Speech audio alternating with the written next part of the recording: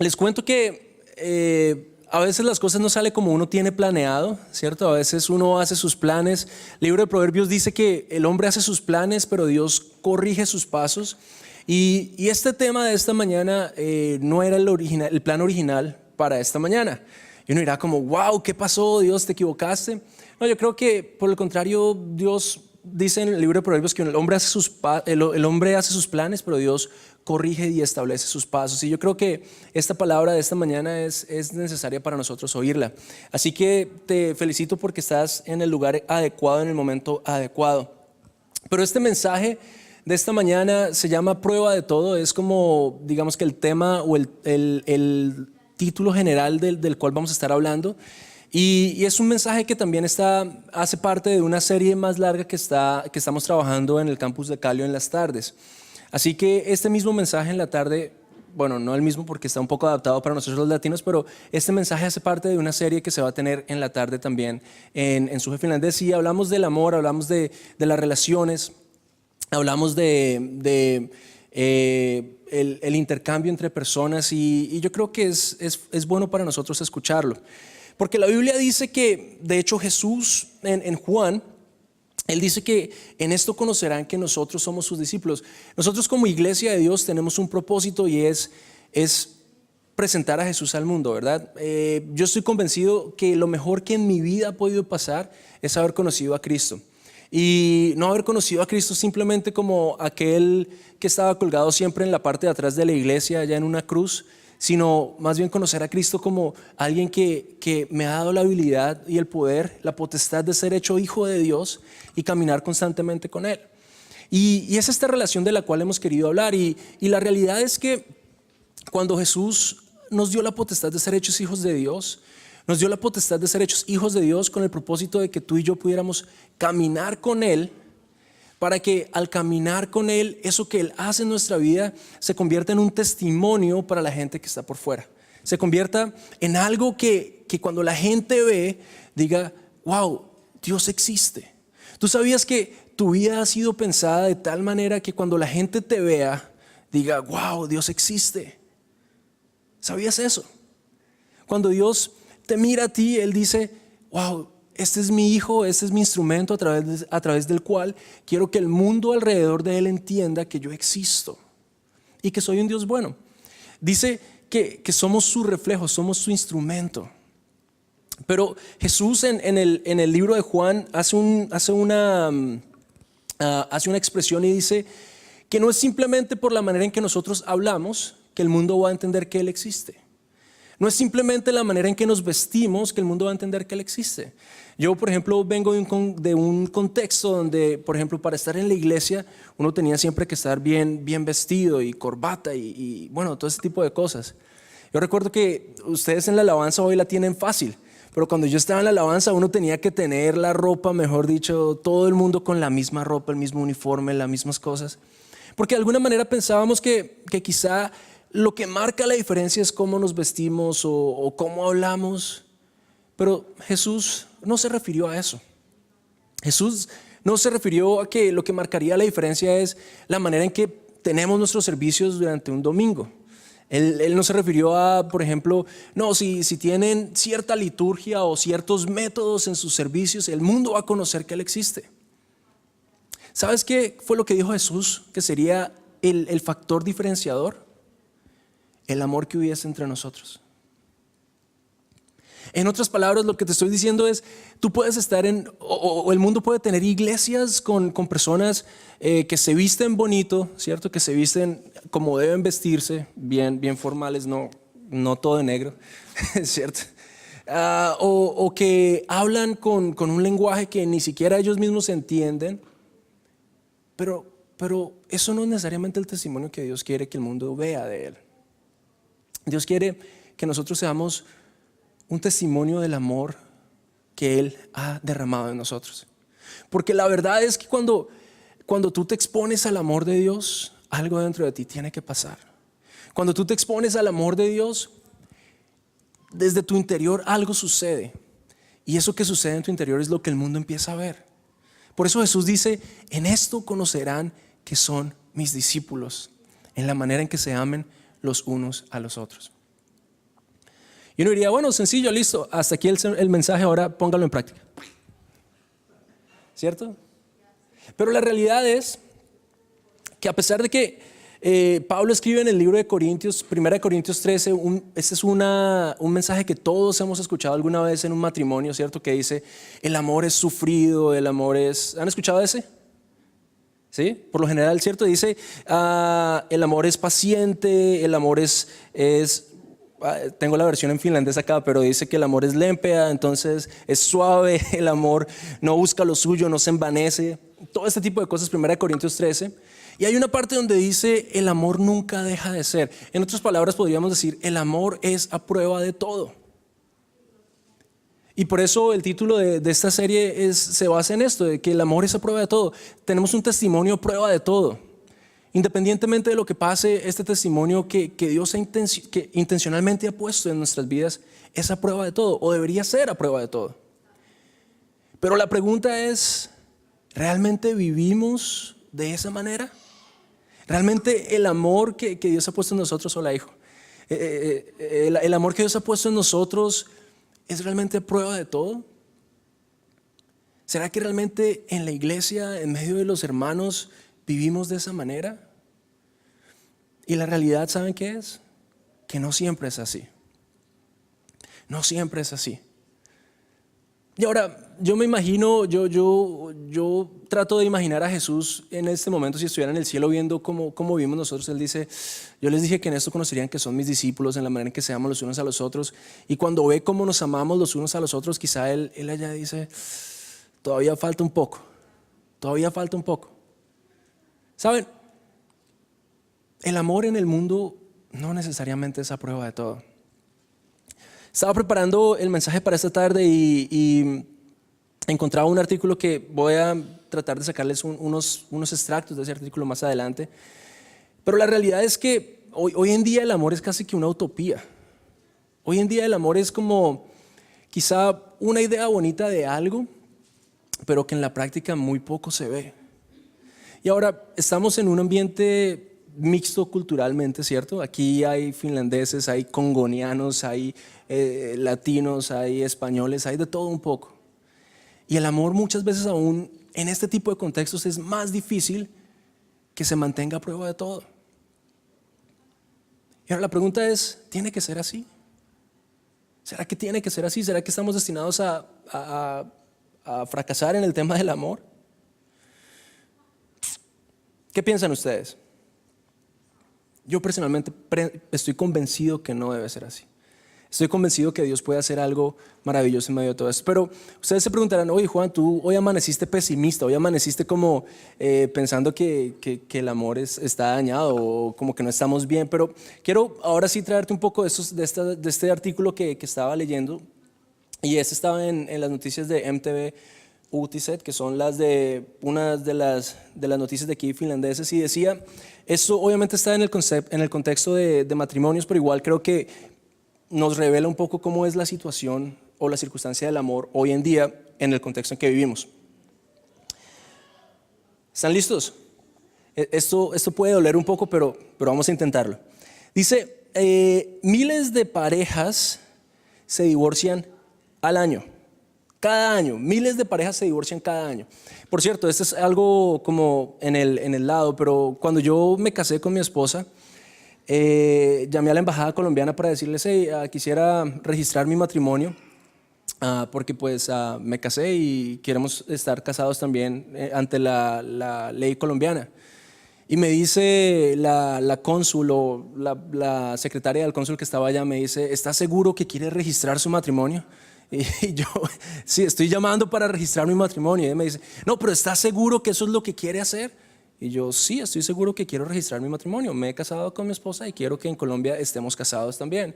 Y ella me dice, no, perdóneme ser tan insistente. Lo que pasa es que hay tantos casos que después de unos días, de unos meses, llaman para pedir divorcio y el proceso de divorcio es muy complicado cuando ya se ha registrado el matrimonio en Colombia. Entonces, por eso le pregunto una vez más, ¿está seguro que quiere registrar su matrimonio? Y yo le dije, sí, estoy seguro que quiero registrar mi matrimonio. Por favor, regístrame el matrimonio. Yo creo que ya en ese momento ella entendió, ok, ya con este no me meto más. Y me registraron el matrimonio. Hoy en día estoy casado en Colombia también. Pero eso muestra un poco como lo que vemos y las circunstancias en medio de nosotros en las que vivimos. Ninguno se casa pensando que después de unos meses va a fracasar el matrimonio, ¿sí o no? Nadie se casa diciendo, bueno, esto si nos va bien, van a ser unos días, unos meses quizá, y unos años si nos va realmente bien y después pues vamos a separarnos y ya. Uno se casa con grandes expectativas, pero muchas veces, y este es como el título del tema de hoy, hay asuntos internos que nos impiden experimentar un amor a prueba de todo. Y vamos a meternos hoy en una historia de la Biblia que encontramos en Génesis, pero antes de entrar allí quiero comentarte que estas historias, a pesar de que fueron escritas miles y miles de años antes de que tú y yo estuviéramos en esta tierra, reflejan quizá un poco también la manera en que nosotros, tú y yo vivimos hoy. Y creo que allí hay muchas cosas que podemos aprender. Pero entonces, si vas a tomar notas o si quieres recordar esto más adelante, el tema de hoy va a ser, o el título de hoy va a ser, Asuntos sin resolver. Asuntos sin resolver. Y quisiera decir que posiblemente todos y cada uno de los que estamos acá tenemos dentro de nosotros asuntos sin resolver que ponen en riesgo el amor que es el testimonio que Dios tiene para el mundo. Y es por eso que vale la pena tener cuidado. Pero miremos otro poquito más las estadísticas. Dice que en este año o en esta época el divorcio lo toman unas 14,000 parejas al año. Por aquí tengo algo más. Esto es solamente en Finlandia, por cierto. Después dice que comparado con los años anteriores, una de las cosas que ha hecho que eso suceda es que hoy en día es más fácil tomar el divorcio que lo que era antes y que la mentalidad ha cambiado un poco. Cuando se casaban años antes se pensaba era un matrimonio para toda la vida, ahora es simplemente con la mentalidad de un matrimonio siempre y cuando dure los sentimientos, siempre y cuando dure la emoción que se tiene. Y bueno, hay diferentes cosas, no lo voy a leer todo porque me toca traducirlo simultáneamente, entonces vamos a dejarlo allí. Pero hay otros dos artículos similares que encontraba y uno de ellos decía que la gente piensa, de hecho los expertos en relaciones, mi compadre su denacia los expertos en relaciones, ¿cierto? Me imagino. Ellos decían que los expertos finlandeses de esta área dicen que cuando tú cambias a la pareja, las cosas mejoran. Esa es la manera en que ellos lo ponen, porque dice que simplemente es la experiencia la que ayuda a escoger a una compañía o a un compañero adecuado. En otras palabras, ellos están diciendo que si fallaste con alguien, estás bien porque estás ganando experiencia para quizá en algún momento encontrar al que sea más adecuado para ti. Y yo me preguntaba y decía, wow, ¿será que esto tiene que ser así? Porque este tipo de mentalidad no nos lleva a vivir de manera en que nuestro amor realmente sea a prueba de todo, sino más bien nuestro amor sea a prueba de nada. ¿Es cierto? Esto es como en el momento en que ya las cosas no funcionan, corte, apague, vámonos, cojamos a alguien más y arranquemos. Y la verdad es que Dios nunca pensó que tenía que ser así. Imagínate si eso fuera así en el contexto de la iglesia. Te peleaste con un hermano, te peleaste con una hermana, tuvieron una discusión y Dios entonces dijo, no, sabes que ya no hagas parte de esa iglesia, cámbiate, vete a otro lugar y arranca. De hecho, vemos que el cristianismo muchas veces es de esa manera, pero ese no es el plan de Dios. El plan de Dios es aún cuando vengan esos momentos de dificultad, esos momentos donde hayan diferencias, podamos trabajar las diferencias y mantener esa unidad. Por eso Jesús oró precisamente por la unidad, unidos para que el mundo crea. Pero ahora, otro poquito de cifras. Yo sé, esta es quizá un poco más dolorosa porque como latinos, bueno, la mayoría de los hombres aquí son latinos, excepto ustedes dos. Bueno, nosotros tenemos la tendencia a pensar que el hombre es el que es infiel, ¿sí o no? En Colombia, por lo general, las mujeres son mujeres muy fieles, pero en Colombia se dice siempre, no, ese hombre es un perro. Ese es un infiel. ¿Están listos para la cifra finlandesa? De acuerdo a la revista Evita, el 51% de las mujeres entre 35 y 49 años en Finlandia han, ¿qué es petanut? Engañado, ¿cierto? Han engañado, han sido infieles a sus maridos, a su compañía. El 51% de las mujeres finlandesas, de acuerdo a esta cifra, a esta referencia de Evita, a la revista de Evita, dice que el 51% de las mujeres han engañado a su pareja. Y si somos honestos, esto nos muestra que realmente hablamos mucho de amor y pensamos en el amor, pero la verdad es que no es un amor a prueba de todo. Y ahora, yo quisiera preguntarte, ¿tú crees que ese es el plan de Dios? Yo estoy convencido que no es así. Y es por eso precisamente que Jesús dice, en esto conocerán que son mis discípulos. No en que se apeguen a la manera del mundo, sino en que ustedes marquen la diferencia. Cuando hayan cifras que crecen de esta manera, cuando la gente vea lo que tenemos nosotros sea diferente. Y ahora, este mensaje yo sé que puede tocar fibras allá adentro. Yo quiero decirte que no te hablo como alguien que te juzgue, no te hablo como alguien que digamos se sienta que está más arriba, sino te hablo simplemente quizá con compasión, porque sé que todos y cada uno de nosotros, dentro de nosotros, tenemos asuntos internos que necesitan ser resueltos. Porque son esos asuntos internos los que a la larga terminan siendo muchas veces los ocasionantes de estas terribles cifras. Y quiero que miremos entonces en el libro de Génesis, en el libro de Génesis capítulo 29, vamos a leer allí. Y quiero decirte, yo siempre he sido un convencido del amor. Yo desde pequeño era el más cursi de los latinos. Yo sé que los latinos somos a veces cursi, pero yo era el más cursi de ellos. Cuando era pequeño, esta es una simple ilustración de eso. Cuando yo era pequeño, tenía un vecino y con mi vecino siempre jugábamos con los carros. Todos los niños juegan con carros, ¿verdad? Pero mi juego de carros era diferente. En el juego de carros yo le decía a mi amigo, bueno, y yo voy aquí con mi esposa y con mis hijos, ¿tú con quién vas? Y entonces empezamos a decir, yo voy también con mi esposa y mis hijos. Y entonces empezamos a soñar ahí pequeños y decíamos, ¿y cómo se llama tu esposa y tus hijos? Y desde pequeño mis juegos siempre tenían algo que ver con eso. Yo he sido, en serio, yo soy de los latinos, de los más cursis, aunque no creo que sea algo malo. En todo caso, por ejemplo, cuando le pedí la mano a mi esposa, imagínense cómo fue.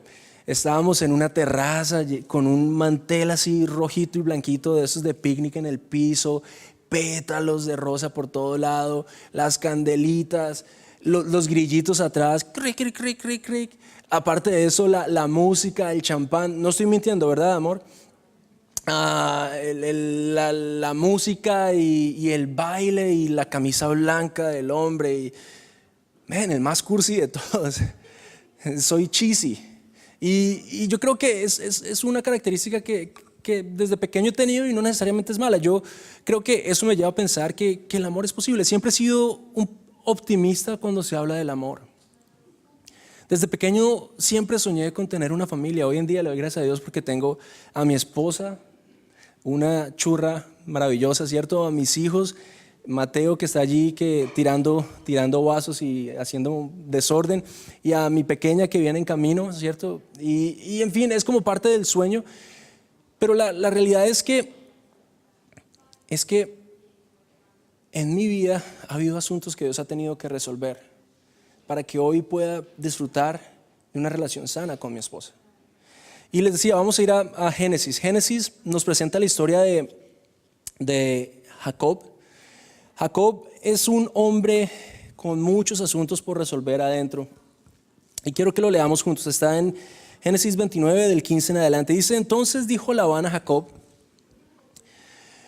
por ser tú mi hermano me servirás de balde. Dime cuál será tu salario. Y Labán, dime cuál será tu salario. Labán tenía 2 hijas.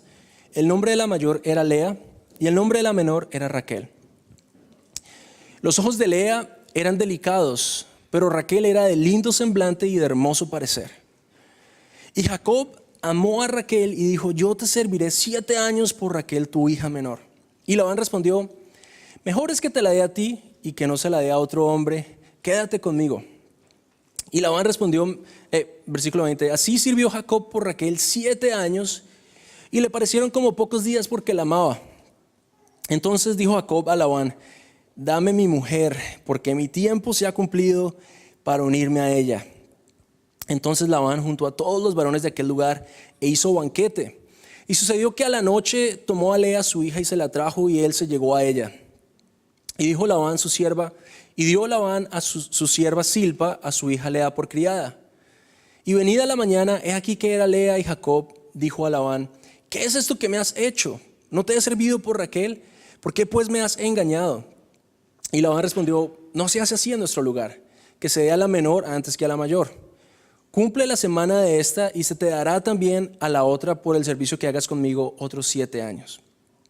E hizo Jacob así y cumplió la semana de aquella, y él le dio a Raquel su hija por mujer. Y dijo Labán a Raquel su hija, y dio Labán, a Raquel su hija, su sierva Bilha por criada.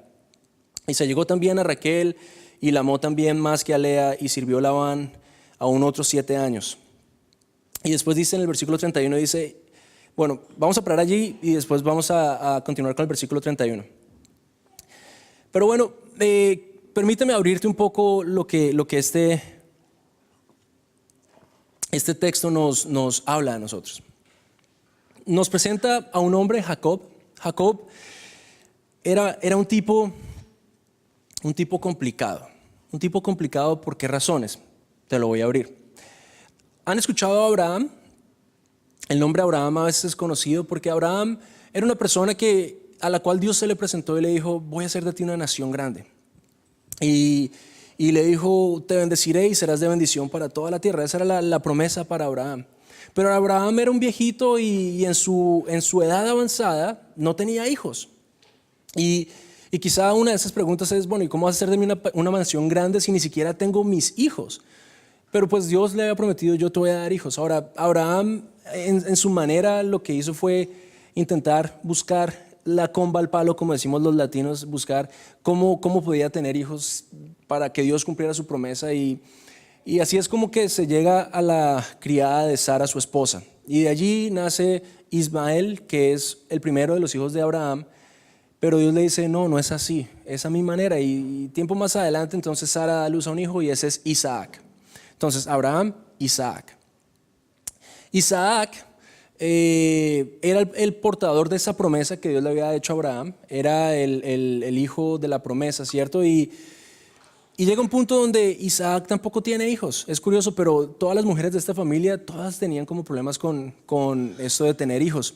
Y es curioso porque Dios les había dado la promesa de que, hey, voy a hacer de ustedes una nación grande. Pero el caso es que Isaac, su papá Abraham manda a buscar una esposa para él de la tierra de donde Abraham había salido, y de allá viene Rebeca, que es la madre de Jacob, ¿cierto? Y Rebeca era la hermana de este hombre Labán del cual estábamos hablando. Esa es, qué bonita familia. Esto parece una novela latina, ¿no? Jacob, ¿cierto? Ese estilo de comentarios. Pero en todo caso, Rebeca viene y se casa con Isaac, y Dios les permite estar embarazados, y cuando están embarazados de gemelos, como Zacarías y su hermano, estaban embarazados de gemelos.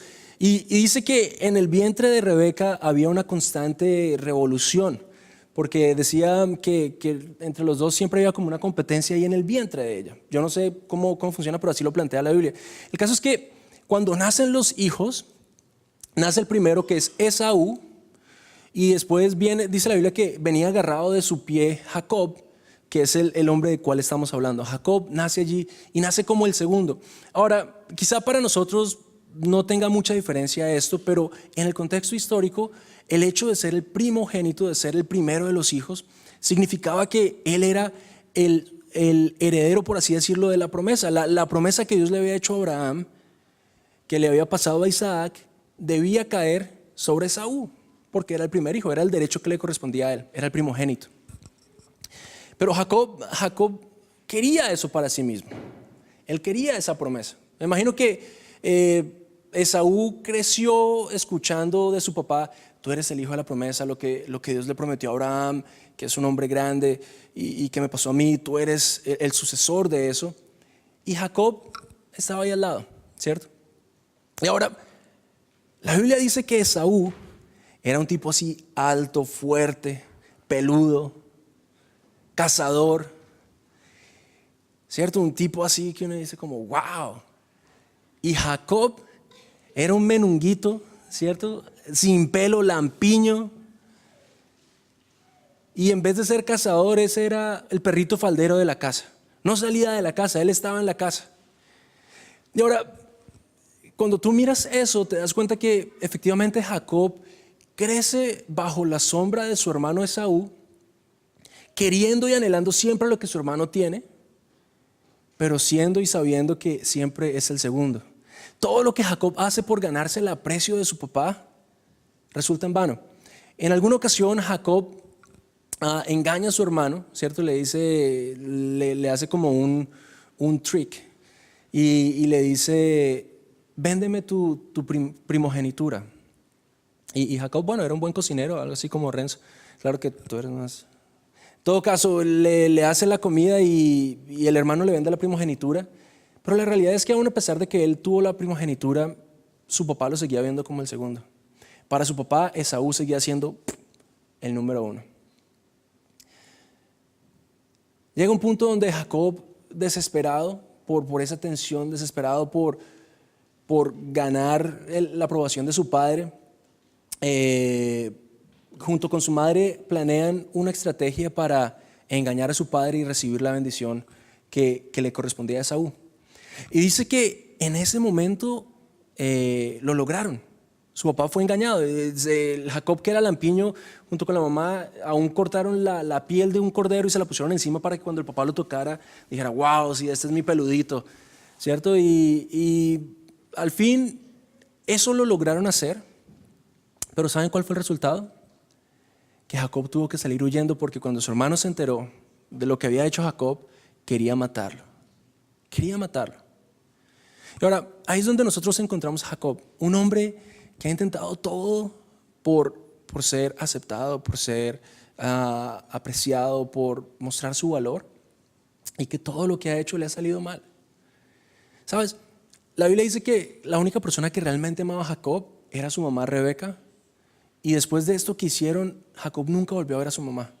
Entonces él sale huyendo de su casa, tiene que dejar todo lo que tenía, llega donde su tío, y cuando va llegando donde su tío, ve a esta mujer que es guapa. Dice la Biblia que ella era de hermoso semblante, es decir, su rostro era muy, muy bonito, y aparte de eso dice que tenía un cuerpo maravilloso. En otras palabras, era la versión de esa región de mi esposa, una mujer maravillosa, ¿cierto? Y él la ve y dice, wow, esta es mi redención.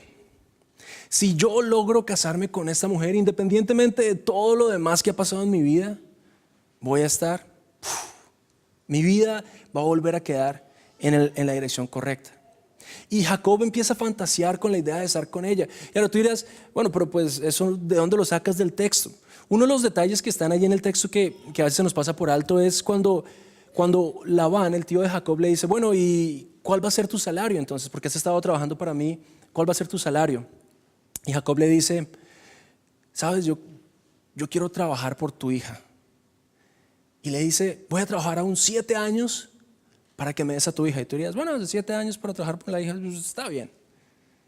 Pero comparado con lo que en ese momento una persona estaría dispuesto a pagar por una esposa, era una suma exorbitante, una suma por encima de lo normal, una suma que tú dirías, wow, ese hombre está loco, está dispuesto a pagar mucho, mucho, mucho más de lo que normalmente se pagaría por esa persona, por una persona. Y ahora, eso simplemente nos demuestra que Jacob estaba dispuesto a hacer todo lo necesario, había puesto su esperanza en que ella era la persona que le iba a salvar, y que como ella era la persona que le iba a salvar, estaba dispuesto a hacer lo necesario para estar con ella. Y efectivamente trabaja los 7 años, y la Biblia dice que para él fue poco. Todos los demás le dirían, uy, este man está loco, 7 años por esa, sí es bonita y todo, pero por 7 años, en 7 años te podrías hacer el hombre más rico. Y él dice, no me importa, si yo la tengo a ella, mi vida va a volver a estar bien. Había puesto en esa mujer toda su esperanza. Y lo curioso es que llega el punto donde ha cumplido sus 7 años y los intérpretes de la Biblia tienen a veces problemas con interpretar este texto, porque ese versículo, el versículo 21, es un versículo que para la manera en que se escribía en la historia, ellos lo decían, es un versículo demasiado como suara, es demasiado directo, es como incortés, la manera en que Jacob habla con su suegro y le dice: hey, tráeme aquí a tu hija, yo ya he pagado su tiempo y ahora quiero acostarme con ella. Eso es lo que está diciendo Jacob. En otras palabras, Jacob está pensando: mi vida ha estado totalmente mal, pero si obtengo esa mujer que es, si obtengo esa mujer y me acuesto con ella, voy a ganar nuevamente el respeto de todos, voy a ganar la aprobación de todos, voy a ser la admiración de la gente. Y uno podría decir: uy, qué texto tan anticuado, nosotros hoy en día no somos así, para nada. ¿Será que no? Muchas veces pensamos que una persona es la que va a cambiar nuestra vida, y por eso vivimos muchas veces esperando a que cuando conozca a mi príncipe azul, cuando esté con él, ahí sí mi vida va a estar realizada. Pero Jacob tenía asuntos internos sin resolver. Y ahora, algo curioso es que la manera en que Labán lo trata a él es de la misma manera en que él había tratado a su padre. Labán lo engaña. Labán le dice: la costumbre es que primero la mayor se case y después la siguiente. Así que otros 7 años por Lea. Pero sabes, cuando nosotros estamos tan desesperados como el caso de Jacob, y has puesto tu esperanza en que tiene que ser esa persona, a veces hacemos compromisos que no deberíamos hacer. Y Jacob dice, se come su orgullo y trabaja otros 7 años por ella. Y ahora déjenme hablarles de Lea un poquito, porque Lea es la otra persona que tenemos en este texto. Lea era una mujer. La Biblia no nos dice muchas cosas de ella. Lo que nos dice la Biblia de ella es que era la hermana mayor, tenía una hermana menor. La Biblia nos dice que su hermana menor era Miss Suomi, ¿cierto? Era la más guapa, la más hermosa, la del mejor cuerpo. Y aparte de eso nos dice que tenía ojos delicados. Y uno dice: ojos delicados, ¿y eso qué tiene que ver con todo lo demás? O sea, ¿por qué el autor del texto nos pone esa descripción allí? Y la verdad es que ahí hay mucho más de lo que a veces leemos. Y el hecho de tener ojos delicados muchas veces como que han tenido problemas también en interpretar eso con respecto a qué significa eso hoy en día. Pero si tú miras el contexto en el cual ese texto está, te das cuenta que esos ojos delicados los comparan con el semblante, la hermosura, la belleza de su hermana. En otras palabras, lo que el autor está intentando decirnos es que quizá esta chica tenía problemas con sus ojos y no era muy guapa de parecer. Y ahora, tú podrías decir: otra vez la Biblia es anticuada. ¿Quién dijo acaso que una mujer que no sea guapa no tiene su futuro asegurado? Así vivimos hoy en día también, ¿no? Una mujer guapa, con buen semblante, muchas veces tiene un futuro muy asegurado. Una mujer que ha crecido en la sombra de una mujer guapa, de buen semblante, que siempre ha sido la hermana menor. Quiero que pienses por un momento cómo estaría Lea en esa situación. Había crecido y a pesar de que era la mayor, todo el mundo ponía su mirada en su hermana menor. ¡Wow! ¡Qué mujer tan guapa! Y miraban a Lea. Sí, ¿no? Esta fue la bonita y esta es la fea. Lea era el patito feo de la familia. Y creció siendo no deseada, no apreciada, no valorada. Creció con un vacío ahí adentro porque estaba a la sombra siempre de su hermana la guapa. Y pone su esperanza en que si se casa, si llega en algún momento a tener un marido, él va a ser el que la va a redimir. Él va a ser aquel que va a hacer de ella, sabes que independientemente de que no eres la más guapa, por así decirlo, te casaste. Eso era lo que en esa época las mujeres buscaban, casarse y tener hijos. Y efectivamente Lea pone su atención en este Jacob. Yo me imagino el momento en que Labán va a hablarle a Lea de su plan, ¿cierto? Yo me pregunto en ese momento, ¿qué tiene que pasar en el corazón de una persona para que cuando tu papá venga y te diga, ¿sabes qué? Vamos a engañar a este hombre para que se case contigo. ¿Cómo tiene que estar el corazón de esa mujer para que ella acepte eso? Para que ella acepte ese plan. ¿Qué tiene que pasar en el corazón de esta mujer para que ella diga, es cierto, mi única opción para casarme es engañando a este hombre? Lo que tiene que estar pasando es que ella considere y crea que no es suficiente, que nunca va a encontrar a nadie, que nadie más la va a aceptar a no ser que engañen a alguien para que se case con ella. Una mujer rota. Una mujer rota. Y ahora, ambos en cierta medida como que reciben lo que habían trabajado, en lo que habían puesto su esperanza. Habían puesto su esperanza, uno en casarse con Raquel, y la otra con simplemente casarse como diera lugar. Y ahora sigamos leyendo, versículo 31 dice, y vio Jehová que Lea era menospreciada. Por más de que ella había puesto su esperanza en casarse con este hombre, la Biblia dice que ella era menospreciada. Se había casado, habían conseguido engañar a este hombre, él estaba embarcado con ella, pero aún así ella era menospreciada. Y dice, Dios le dio hijos, pero y Jehová vio que Lea era menospreciada y le dio hijos, pero Raquel era estéril. Y concibió Lea y dio a luz un hijo. Y llamó su nombre Rubén, porque dijo, ha mirado Jehová mi aflicción, ahora por tanto me amará y me amará mi marido. Y después concibió otra vez y dio a luz un hijo y dijo, por cuanto yo Jehová, que yo era menospreciada, me ha dado también a este. Y llamó su nombre Simeón. Y concibió otra vez y dio a luz un hijo y dijo, ahora esta vez se unirá mi marido conmigo porque le he dado a luz 3 hijos. Por tanto llamó su nombre Leví. Y concibió una cuarta vez y dio a luz un hijo y dijo, esta vez alabaré a Dios. Por esto llamó su nombre Judá y dejó de dar a luz. Este texto nos ayuda a ver una cosa, y es que Lea en su miseria, ¿cierto? Estando allí casada con un hombre que siempre ha querido estar con su hija. De hecho es la peor pesadilla que podía estar viviendo, con su hermana. Es la peor pesadilla que podría estar viviendo. Aún ya estando casada, ese hombre sigue soñando con aquella que siempre había sido digamos que el peor enemigo de Lea. Y Dios le dice, ¿sabes qué? Te voy a dar hijos, algo que tu hermana no puede tener. Y tiene su primer hijo y ¿sabes? El nombre que ella le pone es Rubén y dice, quizás ahora mi marido me note. Y lo que empezamos a ver aquí es que ella empieza con los hijos también otra vez a intentar ganar, a intentar llenar ese vacío que está dentro de ella, tratar de resolver esos asuntos que están sin resolver, que la hacen amargada. Dice ella, vio Dios que ella era amargada y le dio hijos. Y ella intenta con un hijo y su marido, ¿qué hace? Intenta con un segundo hijo y su marido, ¿qué hace? Un tercer hijo, esta vez sí que me tiene que amar mi marido, y el marido, ¿qué hace?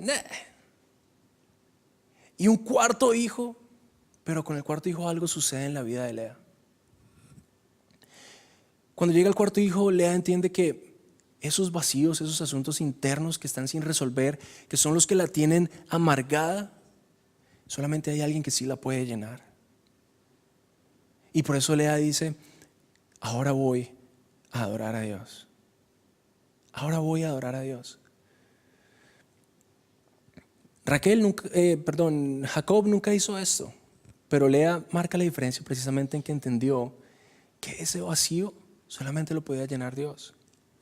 Jacob más adelante entiende algo similar. Ahora, me adelanté un resto y tengo que volver acá. Listo, ya. Estábamos hablando de las relaciones que permanecen a prueba de todo, ¿no? Y la realidad es que si miramos el caso de Jacob y el caso de Lea, si ellos mantenían su vida sin solucionar esos vacíos allá adentro, o tratando de solucionarlos, de llenarlos con con personas o con hijos o con la mujer o con el sexo. Tú podrías poner allí también cualquier otra cosa que hoy en día tratamos de usar para llenar nuestros vacíos, nuestros asuntos internos que están sin resolver. Siempre va a terminar decepcionándonos al final. Sea lo que sea, siempre te termina decepcionando. Hay un psicólogo, en este mismo artículo hablaba, psicólogo finlandés y terapeuta de parejas, dice Kari Kianma, dice que él piensa que casi siempre en los divorcios sucede que la causante del divorcio es un vacío interno o una ayúdame, insatisfacción que nace desde adentro. Y que cuando pensamos que alguien más puede convertirse en la fuente de felicidad, estamos en problemas. ¿Por qué razón hoy en día el amor no dura? ¿Saben por qué? Porque a veces ponemos demasiada expectativa en eso. Pensamos que el amor es lo que, wow, nos va a llenar, y cuando baja la efervescencia, de repente nos damos cuenta que el vacío sigue allí. Ustedes saben, en medio de nosotros, ¿cuántas parejas terminan en divorcio? ¿Por qué razón? No porque el amor no pueda sostener, sino quizá porque han habido asuntos internos que nunca fueron trabajados. Y ahora, yo quiero decirte que Dios te ama tanto que, como en el caso de Lea, Él te va a dar oportunidad y oportunidad para que entiendas que solamente Él puede llenar esos vacíos. Vamos a terminar, pero quisiera volver a mi caso para que entiendas que no te digo esto porque crea que soy mejor. Pero les decía que de pequeño yo era el niño latino cursi soñador que soñaba con su familia, pero yo crecí en un ambiente similar al de Lea. Tenía un hermano mayor, tengo un hermano mayor a quien amo. Mi hermano es uno de mis héroes, es un tipo a quien admiro. Pero en el colegio mi hermano iba un año antes que yo en la escuela, ¿cierto? Él estaba un año por delante y yo venía en la siguiente clase, en el siguiente curso. Y recuerdo que en algún momento en la primaria, no estoy seguro, era tercero, cuarto, no sé, uno de estos, posiblemente quinto de primaria, llegó un punto donde yo había empezado a engordar. Siempre he tenido la tendencia de engordar, entonces porfa nunca me digan si me subo de peso, no me digan eso porque eso pega ahí adentro, son asuntos internos sin resolver. Pero cuando estaba pequeño me estaba engordando y era gordito comparado con mi hermano. Mi hermano siempre fue flaco, ese comía y no le pasaba nada, y todo lo que él comía me engordaba a mí.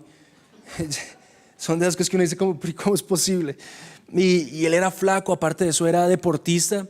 Y a mí me cogían de balón, ¿cierto? Yo no servía tanto para los deportes, pero quizá lo peor de todo en mi ciudad en ese momento, Bogotá, era que yo era negrito, ¿cierto? Y en Bogotá, yo no sé, la gente se creía muy blancas, o yo no sé cómo es el rollo, pero me la montaban por ser negrito. Decían, no, usted es un negro gordo y feo.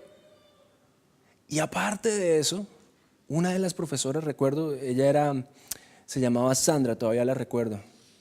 Ojos verdes, rubia. Que Dios la tenga en su gloria, no. Pero el caso, ella siempre me miraba y me decía, no, pero tú no eres tan bueno como era tu hermano. Tu hermano, era maravilloso en los estudios. ¿Tú qué pasa? ¿No son hermanos? ¿No son la misma familia? Y yo me diría, uy, qué gente tan loca, ¿cómo hacen eso cuando...? Pero fue el ambiente en el que yo crecí. Y sabes, como consecuencia de eso, crecí con un vacío donde todo el tiempo pensé que necesitaba probar que era valioso, que era suficiente. A los 18 años me fui del país, estuve en Estados Unidos y me enfrenté a un punto donde llegué a un pueblo de gringuitos, allá en Iowa, en la mitad de la nada. Solo había maíz y gente rubia, y el negrito, gordito, feíto, ese colombiano estaba allí. Y saben que en ese momento algo sucedió. Porque aquel que no era valorado en Colombia porque todos eran blanquitos y tal, allá era el exótico. Es como los cubanos aquí en Finlandia, todo el mundo ¡buah! Ponen un coso de salsa y ¡puf! son exóticos. Yo era el exótico allá y esa vaina me enloqueció a mí. Eso me desajustó. Y empecé a buscar cada noche en las rumbas, en las mujeres, como llenar esos vacíos y rumbeaba de lunes a domingo y tomaba en locura y por noche no sé cuántas mujeres eran diferentes. Y pensaba que eso me iba a llenar y llegó el punto donde después de unos meses estando en la cocina de mi abuela, ya me había mudado de esa ciudad, gracias a Dios me sacó de allí. Llegó un punto donde le dije a Dios, Señor, ya basta. He intentado llenar mi vida con todo lo que todo el mundo había dicho siempre que es lo que te llena y sigo con ese vacío ahí adentro. ¿Qué vamos a hacer? Si tú existes, si realmente eres real, haz algo en mi vida. Creo que en ese momento recibí a Cristo, nuevamente le di la oportunidad de que empezara a cambiar quién era yo. Pero después de eso tuve una relación ya en Colombia, había vuelto a Colombia y Dios me había permitido conocer a una chica de la iglesia, una chica guapa, ¿cierto? Una chica que uno diría como, wow, este negrito gordito y feito, por fin, es como lo que era Raquel para Jacob en ese momento para mí. Pero resulta que yo puse a esta mujer en un estandarte por allá arriba. Yo la puse a ella por allá arriba y dije, wow, si yo estoy con ella, estoy bien. Y de repente, por más de ser cristiano, por más de estar en la iglesia y todo, me di cuenta que las cosas estaban desbalanceadas. Y como consecuencia llegó un punto donde Dios me dijo, Juan, va a tocar quitarte a esta chica. Y dolió fuerte, porque yo había hecho de ella mi esperanza. Pero me acuerdo, estaba llorando, hablando con una de las líderes allí del grupo de jóvenes de la iglesia y juntos orábamos y le decía a Dios, Señor, si es lo que tienes que hacer para poner mi vida de nuevo en el orden que tiene que estar, dale. Y en ese momento, un par de semanas o una semana después, no sé cuánto tiempo, las cosas con ella se rompieron totalmente. Totalmente. Y yo decía, wow, Dios, ¿cómo eres de injusto? Tú me la diste y ahora me la quitaste y otra vez estoy allí en ese vacío. Pero Dios me mostró que fuera ello, fuera la persona que fuera una persona o fuera cualquier otro aspecto que fuera, si yo intentaba con eso llenar mi vida, nunca iba a estar satisfecho. La única persona que puede llenar tu vida, la única persona que puede llenar tus vacíos, tus carencias, es Dios. Y te lo digo hoy, después de haber pasado el proceso, Dios me dio a una mujer mucho más hermosa y cariñosa y todo lo que yo me hubiese imaginado.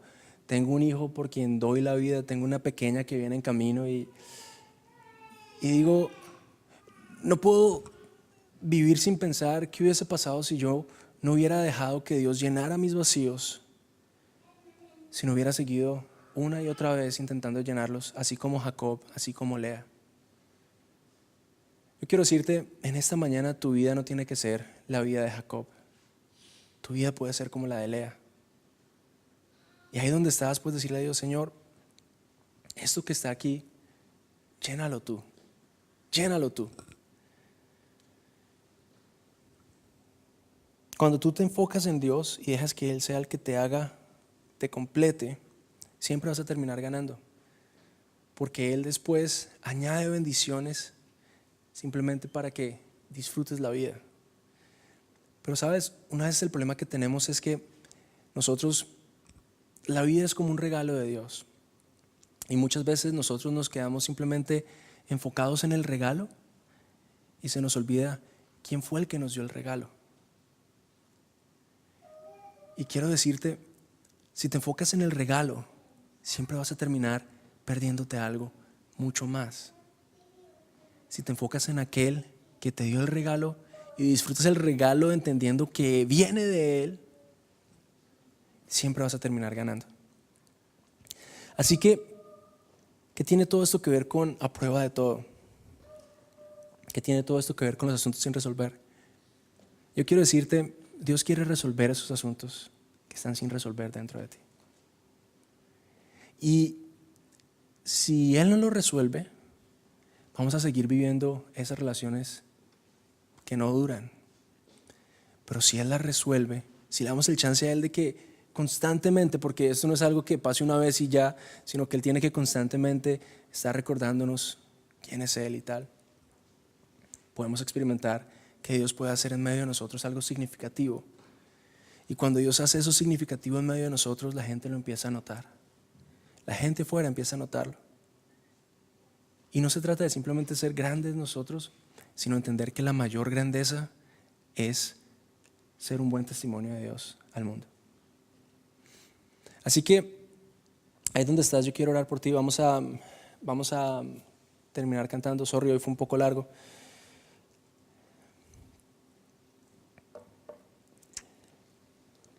Pero ahí donde estás, yo quiero decirte en esta mañana que Dios no te juzga por lo que hasta aquí ha sido tu vida. Si tú miras a Lea, Dios no la juzgó por haber tenido 3 hijos buscando la aprobación de su esposo, sino Dios siguió dándole oportunidades. Dios hoy, aquí donde estás, quiere darte una nueva oportunidad de hacer de Él el centro, la pieza que te llena completamente. No sé en qué hayas puesto tu confianza, no sé en qué hayas puesto tu esperanza, pero yo quiero invitarte hoy a que te desafíes a poner tu esperanza, tu confianza en aquel que nunca te va a decepcionar, a permitir que Él llene los vacíos que están allí. Ahora, sabes, al principio duele entender que allí hay ciertas cosas que no están bien. Duele ver que dentro de nosotros hay asuntos sin resolver, pero es necesario verlos para darle la oportunidad a Él de que los llene. Y yo te digo, el gozo venidero no se compara en nada con la aflicción del momento. Dios es mucho mejor que cualquier dolor que sea necesario pasar en el proceso. Pero ahí donde estás, tú sabes cuáles son tus vacíos, y yo quiero invitarte a que tomes este momento para hablar con Dios. Solo tú y Él. Eso es lo bonito, estamos todos reunidos acá, estamos con Él, pero a la vez Él está solamente allí contigo.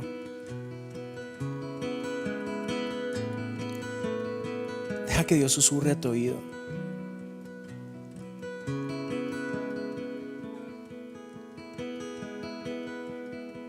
Y te diga, siempre te he amado. Siempre he estado allí. Yo he visto todas las veces en que has sido maltratado. He visto todas las injusticias que contigo se han hecho. Pero hoy estoy aquí para hacer algo nuevo contigo.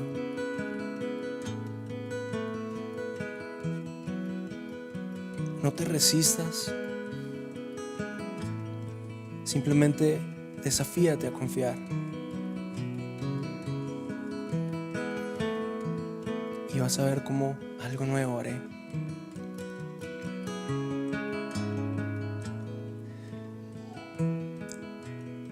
Ahí donde estás, yo te invito a que le digas, Señor, te necesito, Dios. No quiero vivir un segundo más, Dios, intentando llenar mi vida con algo más que siempre me va a decepcionar. Quiero vivir, Señor, en la plenitud de tu presencia. Quiero vivir, Señor, entendiendo que tú eres todo lo que necesito. Todo lo demás, Señor, viene como añadidura cuando te busco a ti. Pero, Señor, permíteme en esta mañana, Dios, ser llenado completamente por ti, oh Dios. De tal manera que cuando esté con las demás personas, lo único que pueda salir es el amor que he recibido de ti, Señor. Es tu amor, Señor, el que es a prueba de todo. Es tu amor, Señor, el que permanece cuando la gente nos falla. Es tu amor, Señor, el que nos invita a seguir adelante cuando parecería que no hay esperanza. Y por eso, Señor, es tu amor el que queremos recibir en esta mañana. Te damos gracias, Dios, porque lo que Jesús dijo es una realidad y lo veremos. Veremos que En esto conocerán que somos tus discípulos, en la manera en que nos amamos los unos a los otros. Y gracias, Dios, porque esos asuntos allí, asuntos internos que no han sido resueltos, Dios, poco a poco tú los vas a resolver. Te damos gracias porque nos amas y porque nada nos separará de tu amor. En el nombre de Cristo Jesús. Amén. ¿Qué tal si